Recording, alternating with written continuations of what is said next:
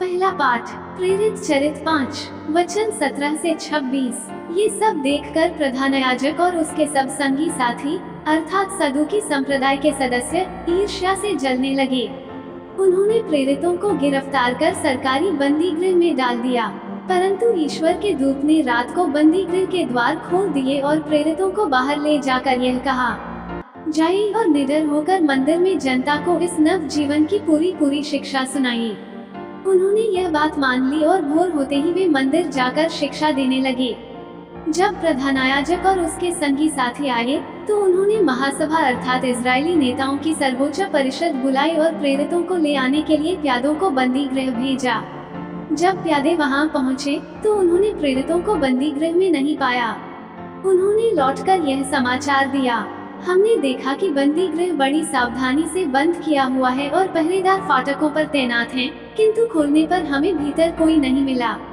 ये सुनकर मंदिर आरक्षी के नायक और महायाजक ये नहीं समझ पा रहे थे कि प्रेरितों का क्या हुआ है। इतने में किसी ने आकर उन्हें ये समाचार दिया, देखिए आप लोगों ने जिन व्यक्तियों को बंदी गृह में डाल दिया वे मंदिर में जनता को शिक्षा दे रहे हैं। इस पर मंदिर का नायक अपने प्यादों के साथ जाकर प्रेरितों को ले आया।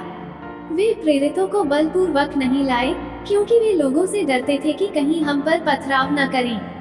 सुसमाचार यूहन्ना 3 वचन 16 से 21। ईश्वर ने संसार को इतना प्यार किया कि उसने इसके लिए अपने एकलौते पुत्र को अर्पित कर दिया, जिससे जो उसमें विश्वास करता है उसका सर्वनाश न हो बल्कि अनंत जीवन प्राप्त करे। ईश्वर ने अपने पुत्र को संसार मन इसलिए नहीं भेजा कि वह संसार को दोषी ठहराए, उसने उसे इसलिए भेजा कि संसार उसके द्वारा मुक्ति प्राप्त करे।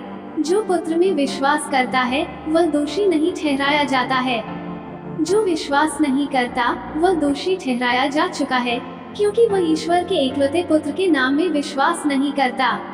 दंडाज्ञा का कारण यह है कि ज्योति संसार में आई है और मनुष्यों ने ज्योति की अपेक्षा अंधकार को अधिक पसंद किया, क्योंकि उनके कर्म बुरे थे।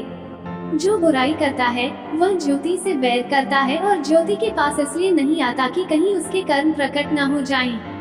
किंतु जो सत्य पर चलता है वह ज्योति के पास आता है, जिससे ये प्रकट हो कि उसके कर्म ईश्वर की प्रेरणा से हुए हैं।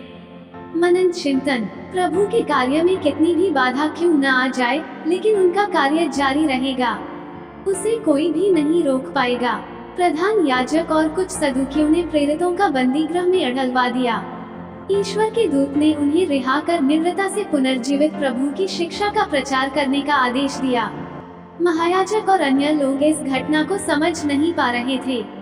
वे फिर जाकर उन्हें गिरफ्तार करना चाहते हैं। प्रेरित निर्भीकता से प्रभु का वचन सुनते हैं। ईश्वर हमसे प्यार करते हैं, इसलिए उन्होंने अपने पुत्र को इस संसार में भेजा, और जो उनमें विश्वास करता है उसका सर्वनाश नहीं होगा बल्कि वह अनंत जीवन प्राप्त करेगा। प्रभु यीशु हमें जीवन देने आए, उनके द्वारा हम परिपूर्ण जीवन का आनंद ले सकते हैं। प्रेरितों ने जीवंत ईश्वर के पुत्र पर विश्वास किया, इसलिए वे मौत से भी नहीं डरते, क्योंकि प्रभु उनका सहारा एवं बल है। क्या हम ईश्वर से प्रेम करते हैं? आइए हम अनंत जीवन की ओर आगे बढ़े। आमीन।